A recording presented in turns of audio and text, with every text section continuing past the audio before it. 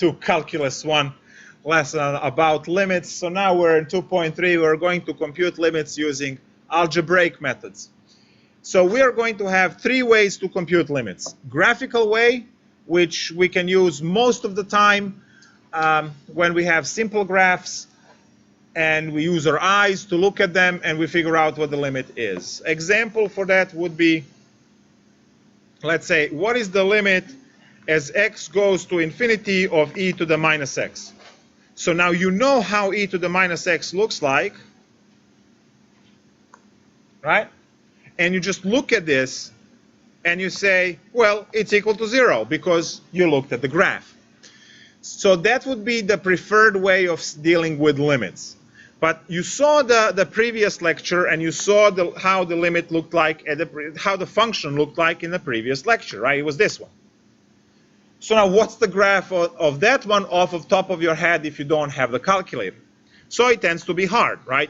So in that case, what we want to do is we want to figure out if there is a way to solve that algebraically. Is there a way to do that limit using some other means? Now the chart, the table feature, will work 100% of the time and will give you the accurate answer 100% of the time. But it's very tedious to type all of that in a calculator and to keep computing, and you have to have calculator handy and so on.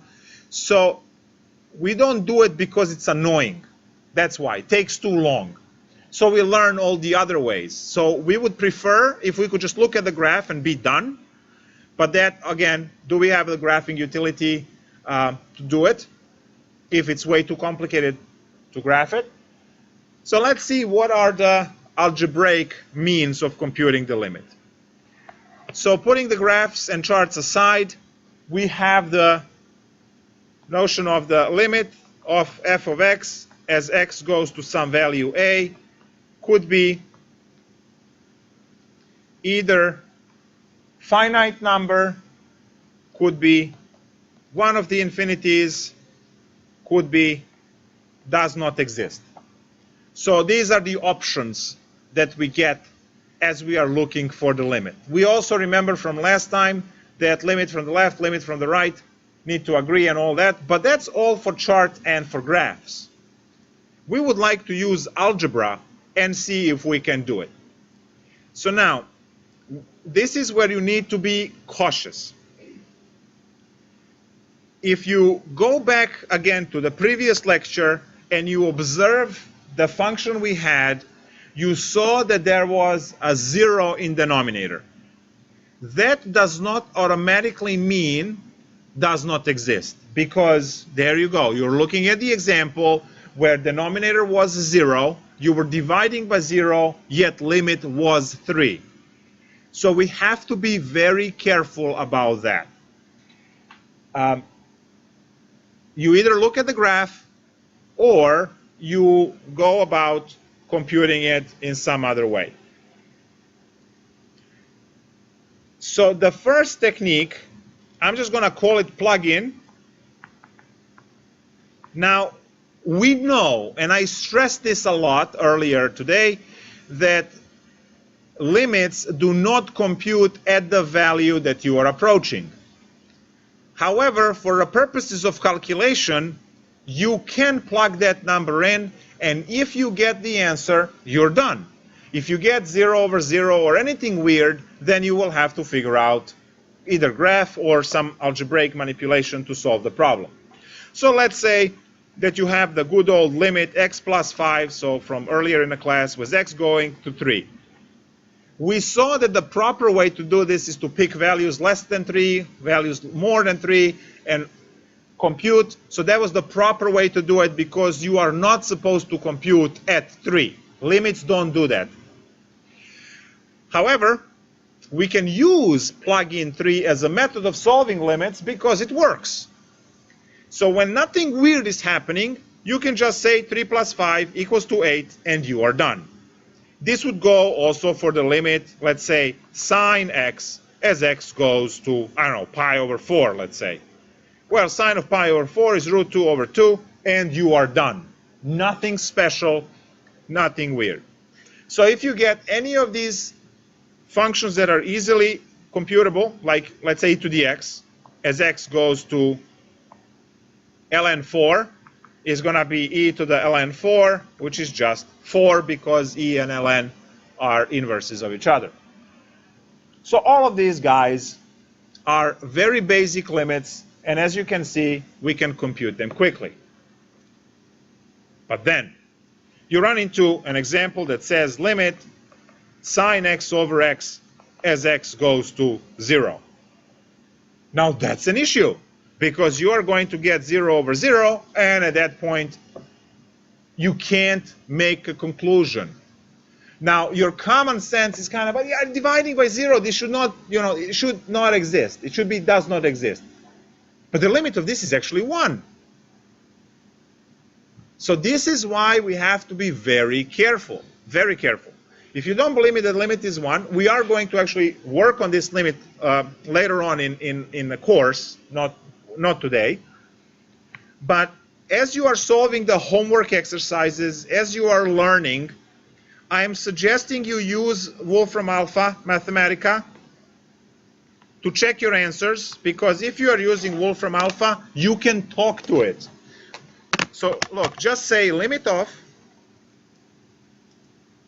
sine x divided by x. Oops, I forgot to say as x goes to 0. Oh, it actually predicted that I want to go to 0. You see, it predicted that. So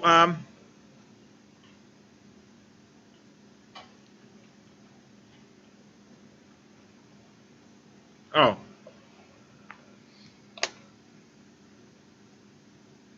sine x as x goes to 0. You literally spell out the way you would read the problem, and as you can see, the limit is 1. And here's the graph for it, showing that it's 1. And they didn't do the chart, but this is in calculus 2, this type of expansion to prove another thing. So wait for that class. So having the denominator to be 0 doesn't necessarily mean immediately 0. So we need to figure out what are the algebraic. I'm going actually to get rid of this example because we are not ready for this example yet to solve it by algebra. But I just wanted to make sure that you guys understand that part.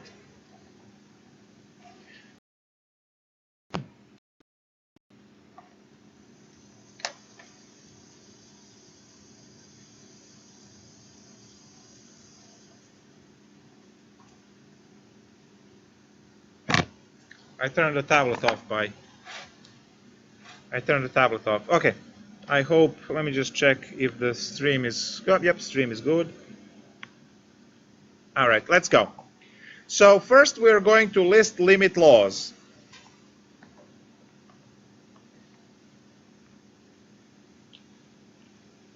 These are the properties of limits. So number 1, sum. The limit of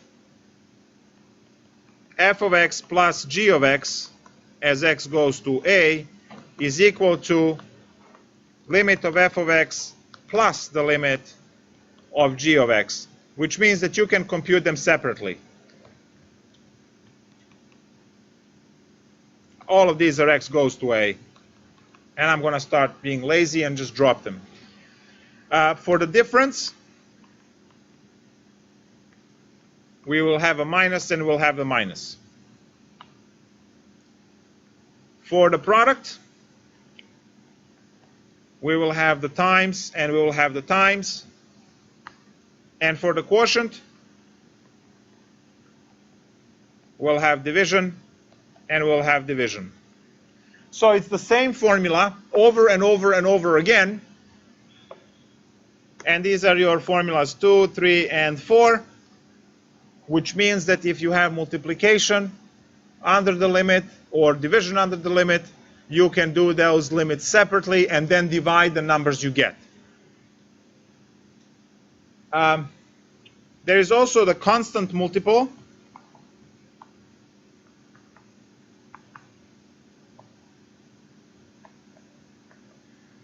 So if you have the limit of c times f of x as x goes to a, you can kick that constant in front of the limit and just figure out the limit of f of x and then multiply by c. So you're going to get some kind of CL, right? If the limit of f of x is L, then just get c times L.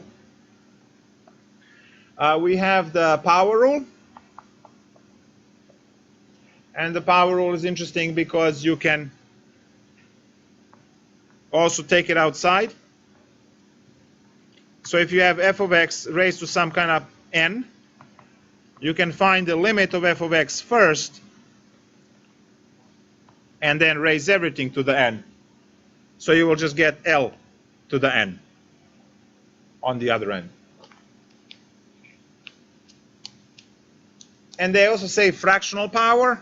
Well, I'm just going to put over m in red, which means that it works for square roots. So an example of how to use these rules. Let's say you were supposed to find the limit of the square root of x plus 4 as x goes to, I don't know, whatever number, 5. What you can do is you can use, well, this is going to be rule number 7 now. You can use rule number 7 to rewrite the problem as the square root of the limit x goes to 5 of x plus 4, which is the square root of 9, which is 3. But you could have also plugged in 5 right away and got the square root of 9, and the limit of 9 is 9. Sorry, the limit of 3 is 3. So it's just some of the calculations. Now, they try to come up with these cute exercises where they give you, let's say, limit of f of x as x goes to 3 is 5, and the limit as x goes to 3 of g of x is, I don't know, give me a good number. 7 it is. And one more, limit x goes to 3 of h of x is, what's a good negative number? Negative 4? Is that what you said? All right, negative 4. So they're asking you, what is the limit as x goes to 3 of f of x minus 2h of x divided by g of x squared? Right? Well, knowing that the rules allow you to break this apart, you can immediately write limit of f of x minus 2 times limit of h of x, all of these are x goes to 3, divided by limit of g of x squared. Then you just plug in the values. So it looks awful, but it's actually very simple. So what do we have? Limit of f of x is 5 minus 2 times negative 4 divided by 7 squared. It's 5 plus 8, 13 over 49. What happened? No, this is good enough. Yeah. How would you get limit of f of x equals 5? Oh, that's given.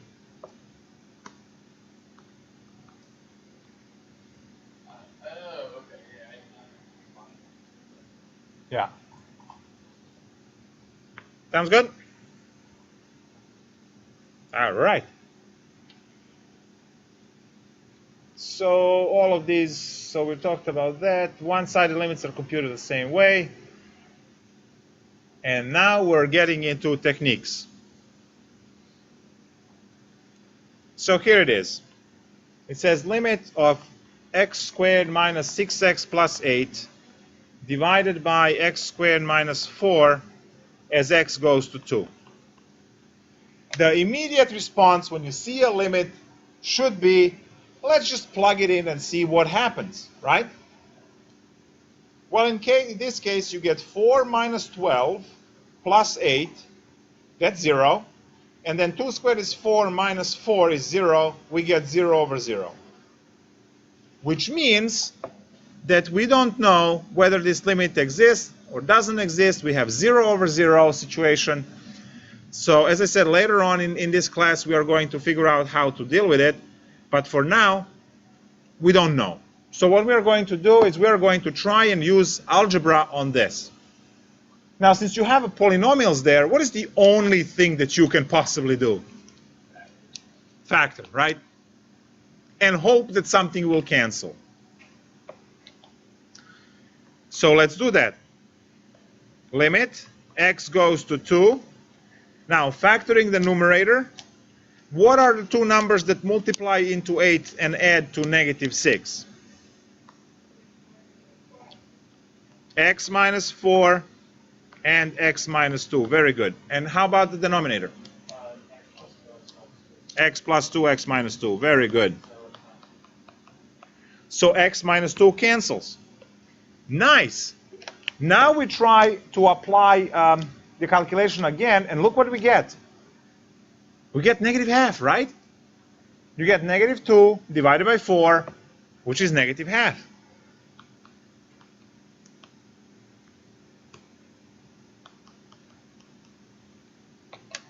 So if you try to compute this directly, that's equivalent to actually trying to find the functional value using pre-calculus. You plug number 2 everywhere, you get 0 over 0, you see it can't be done.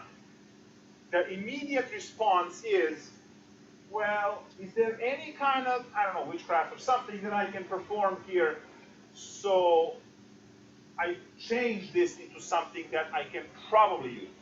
And in this case, it will be factoring. It's the only thing that's available to us when we have polynomials. So factor it and factor it, whatever method. If you don't know any of the methods of factoring from algebra, you can still survive this because you have your quadratic formula, right? Negative b plus minus square root of b squared. You can unleash that upon these, in this case b0. And the numbers that you get at the end would be these guys.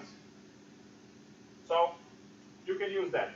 And then once everything is factored, you cancel the identical factors, you plug this in, and you get a solution. Yes? What do you mean by plugging 2 into it? Yeah. So 2 minus 4 and 2 plus 2? Yes. Get 1/2? Get negative 1/2. Because 2 minus 4 is negative 2, 2 plus 2 is positive 4, negative 2 over positive 4 canceled by 2. So as I said, limits are not computed by plugging the value that you are approaching. We saw that. We are supposed to plug in all other values. However, for practical purposes of computing limits, we do it, right? You are not supposed to drive over 65 miles per hour on 78, right? Yeah, okay. There is a speed limit sign. Oh yeah, the speed limit sign. Aha, one more thing. The language of mathematics versus the language we use when we speak non-mathematics. For most of the time, the language aligns perfectly.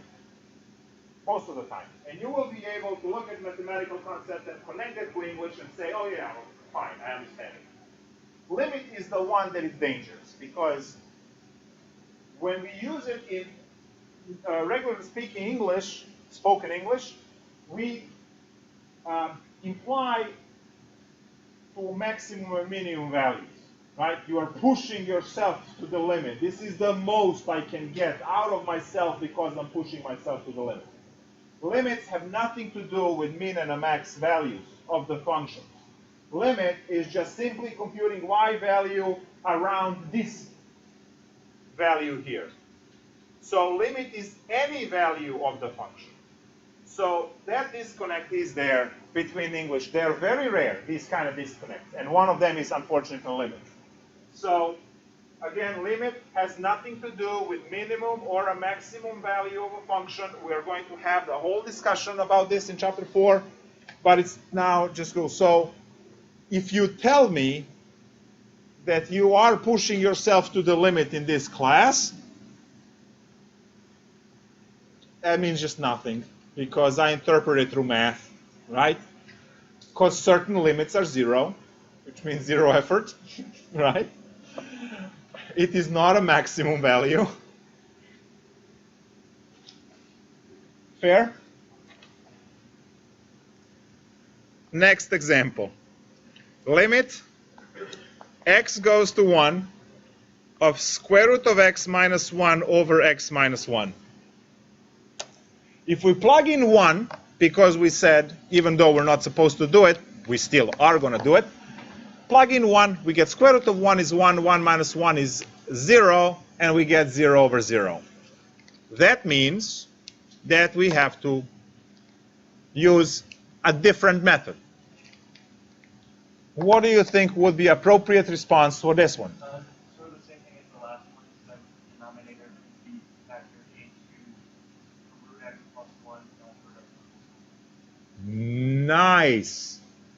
Wow. By the way, this is the first time that the student said this in calculus class, in my calculus class. And I've been doing this for now, what, 9 years? The standard response is, let's just rationalize it. Multiply top and bottom by the square root of x plus 1 divided by square root of x plus 1, and that would do it, right? But it is extremely rare that anyone knows that type of factoring, because you're expecting that only x squared can be factored. But isn't it x, the square root of x squared is just x? So that was actually brilliant. Very good. So guys, x can be written as the square root of x squared, in which case you can factor it. If I rewrite the bottom as square root of x squared minus 1 squared, because I can, then clearly it factors into square root of, come on, erase, square root of x minus 1 times square root of x plus 1. This is something that we unfortunately don't pay too much attention in algebra. And when it pops up in calculus, right, you tend to do much more work than necessary. So this would be absolutely fastest way to do it.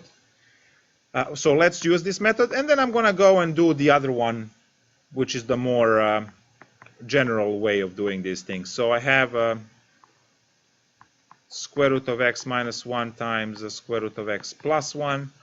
These guys cancel, and you get limit x goes to 1 of 1 over square root of x plus 1. And as you can see, the limit is half. The original thing, when you plugged it in, right, it was 0 over 0. And if you were to use the pre-calculus on it to find the functional value, it will say it does not exist. But as you can see, the y value, if it existed, the y value would be a half. And the limit tells us that. So that's the y value, half. What is the point? The point is 1 comma 1 half. Yes? Plug in 1. Right? That's our go-to method. Every time you see a limit, you try to plug in and see if you get the finite value. If you're not getting finite value, then you will have to massage it with some of these techniques. Now, let's take a look at the other way. So we're going to rationalize. Let me just write an interesting formula. I mean, interesting formula in my eyes. So a minus b can be factored into square root of a minus square root of b times square root of a plus square root of b.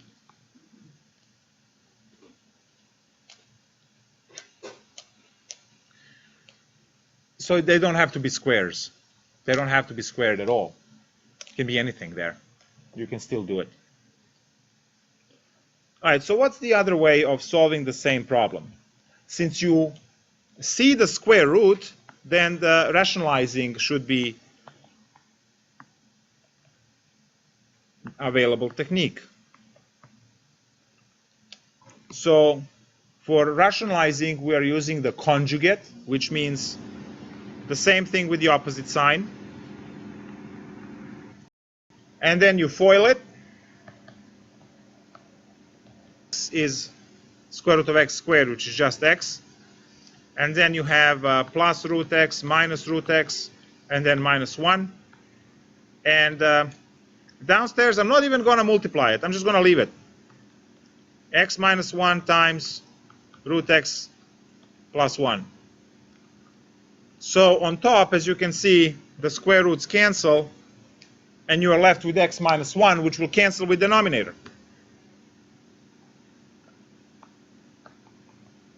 So limit x minus 1 is x minus 1 divided by x minus 1 times the square root of x minus 1.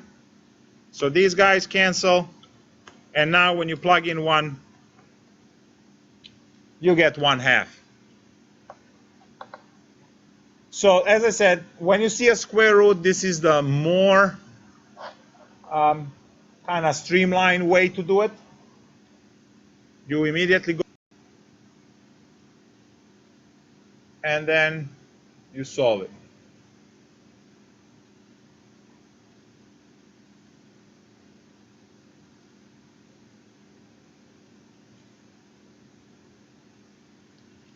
But you know how the saying goes, right? It's all fun and games until someone loses an eye. So let's take a look at problem 32. What is the limit as age goes to 0 of 3 over square root of 16 minus 3age, and then plus 4, which is not under the square root?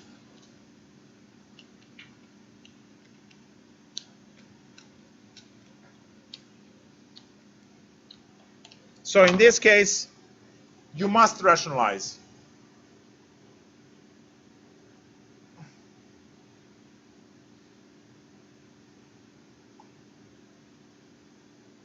Go on, have fun.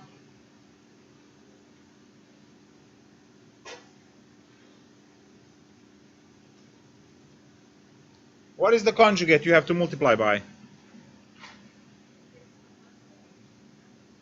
No, you have to square root it.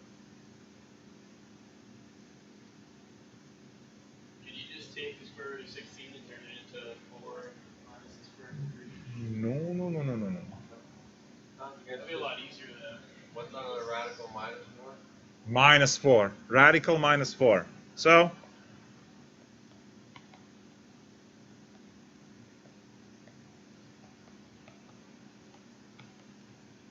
just a little bit of nasty algebra.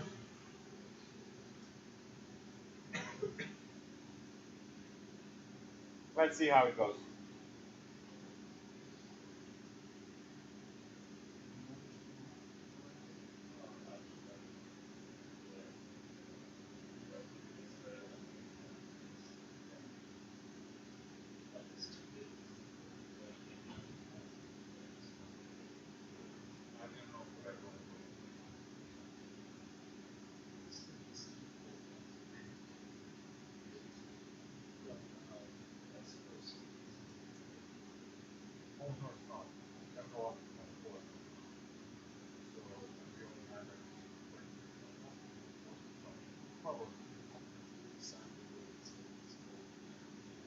Yeah, that's because it's not the reason why we have that rule because we have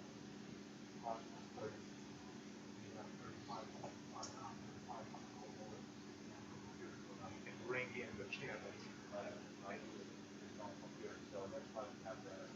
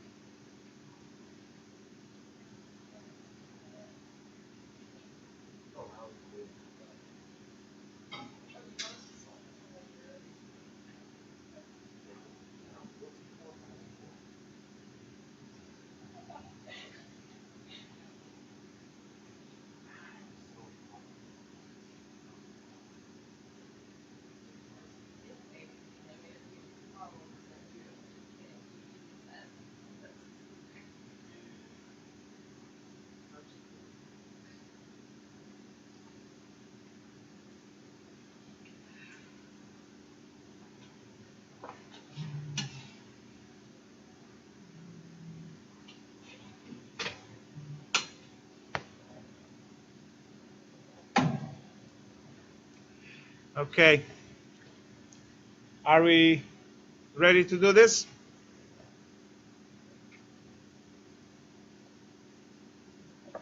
Ready? Did anyone solve this all the way? No? Yeah?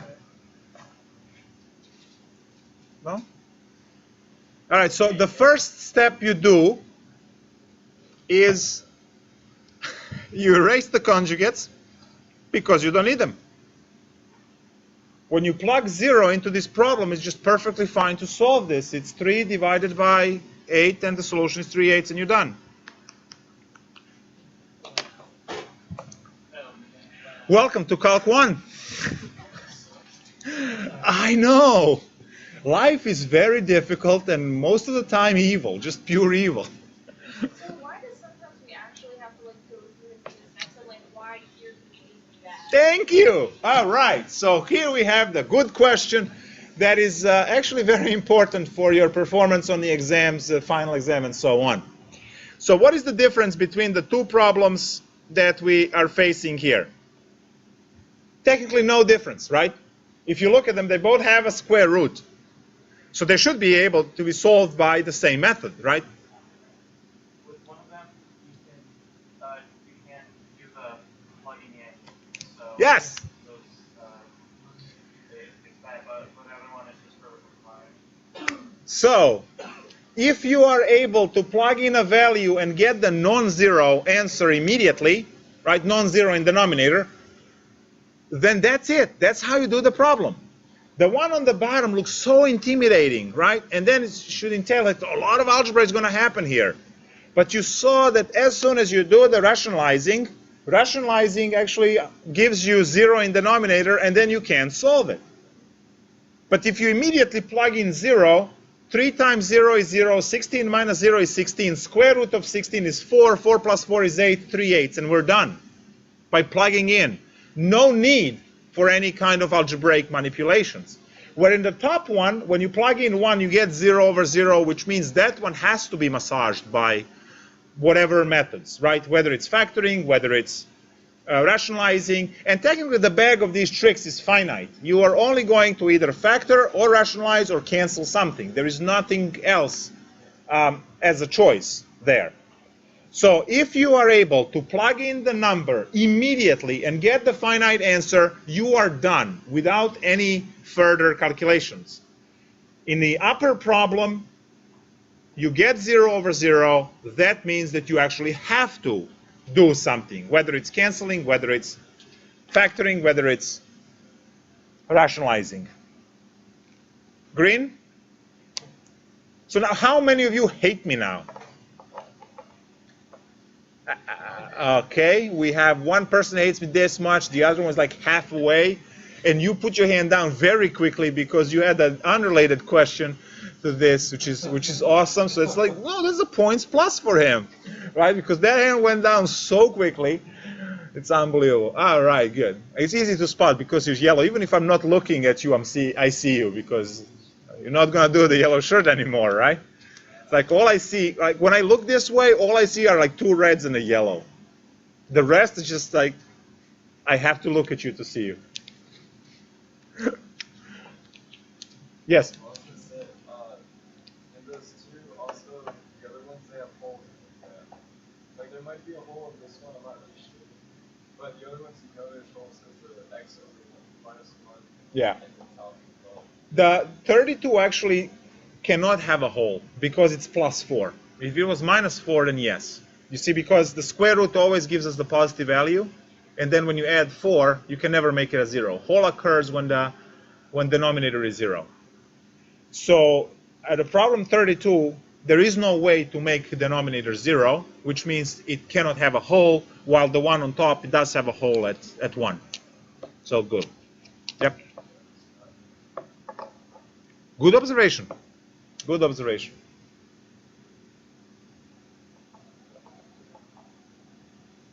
Okay.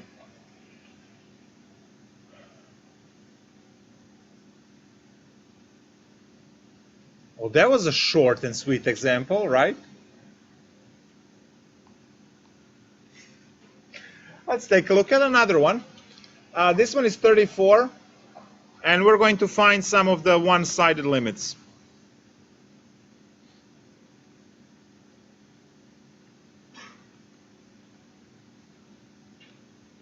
Now here are the domains. The first piece is x less than or equal to negative 5. And then from negative 5 to x to positive 5. And then x larger than 5.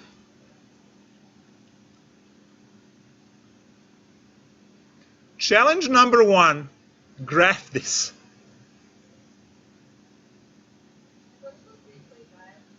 Yes. And here I'll make it prettier.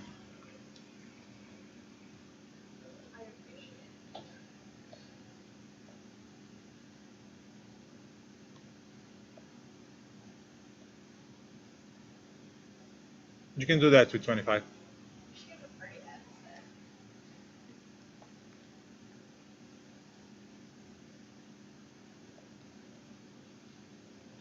It looks weird.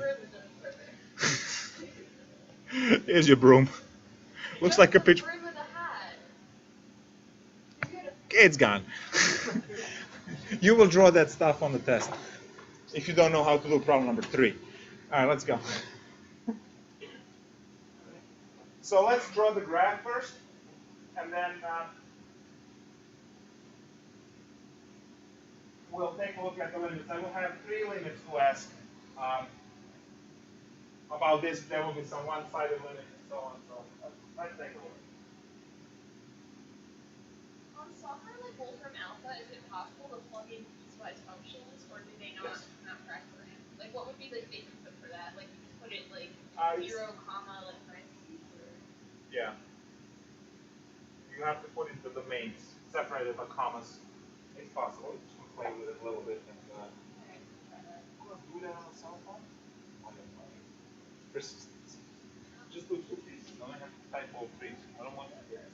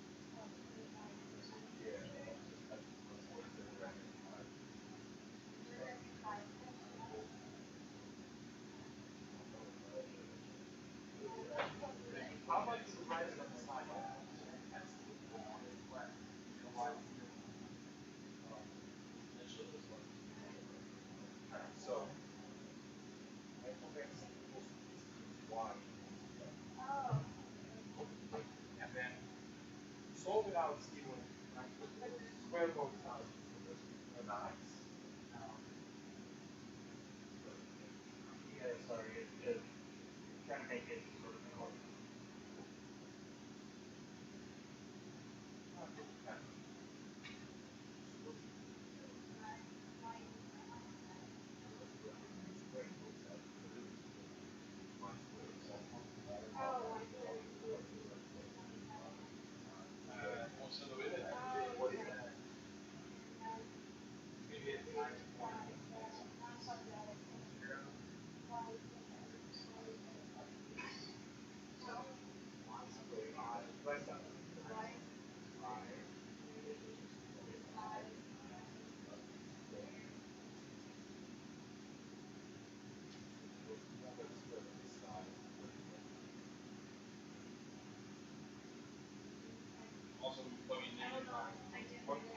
What do you get? Thank you. What do you get? I got that for you.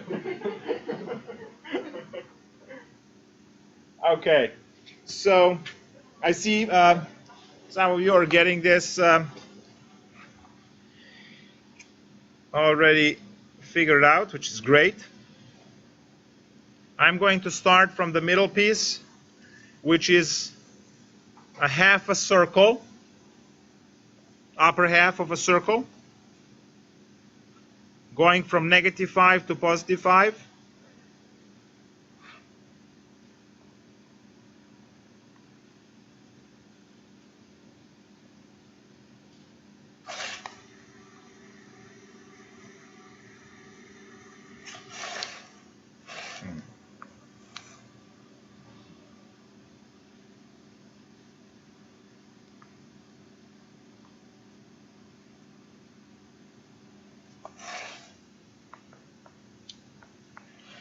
We're also going to make this line on the left bold, because that's where the 0 is.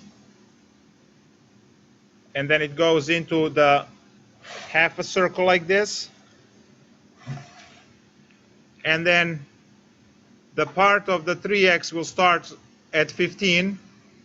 So let's say it's here, and it will go up like that. So there's more of the function up there. Part of the function.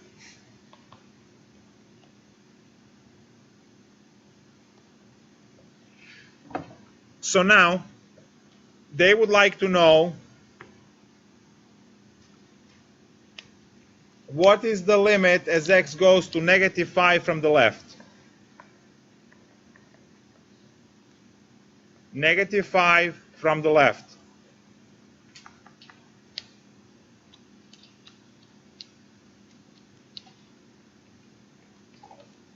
Zero. That is, you are approaching from the left, so you are going this way towards -5. You see that the y value there is 0. Good. Next question. What is the limit as x goes to -5 from the right? Also 0. Very good. In this case, you would be falling down the circle, going towards the -5, right? Because you are having now the approach from the right. And you can see that you are falling into 0. Great. And the next question is, what is the overall limit as x approaches -5 of f of x? 0. Very good, because the left and the right limit agreed. Both went to 0. The next set of questions. What is the limit as x approaches +5 from the left? 0. Because you are approaching -5 from the left. That means you are falling down the circle and you're there. Good. How about the limit x approaches 5 from the right? 15. You are here, and you are going down this function on the top. And as you are going towards 5, you are going to stop at the point at the end, which is at 15. Now, what's the overall limit? Does not exist. Does not exist because the left limit and the right limits do not agree. Which ends today's lectures. So let me just stop the stream. We'll continue tomorrow.